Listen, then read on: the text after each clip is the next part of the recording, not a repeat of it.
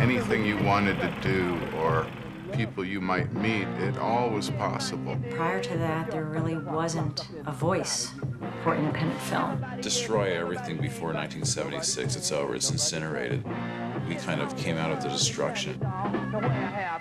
It was part of that whole thing of getting the hell out of the art world and finding a kind of cinema closer to reality. I just bought some film from the drugstore and put it in the camera and started rolling. They would literally call up to my window and we'd go down the block and shoot a scene. Felt like we owned the city and we could shoot without permits, without restriction. It was right at the peak of the debauchery of New York.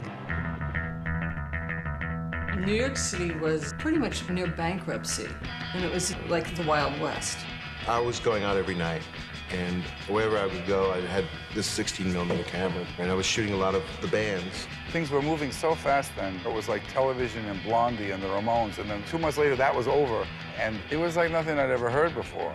There really was this explosion, not only in film, but in music and theater and performance. It was all about wanting to be very different from what mainstream movies and culture were. I'm looking for the graffiti artist. We are all graffiti artists. It was certainly darker. It was really reflecting the times. No one was holding back. They were telling the ugly, naked truth as they felt it and as they lived it. There were some things that we did in the films that I would never do now, because I would be too paranoid that somebody would arrest me for it. You haven't got film? Steal some film.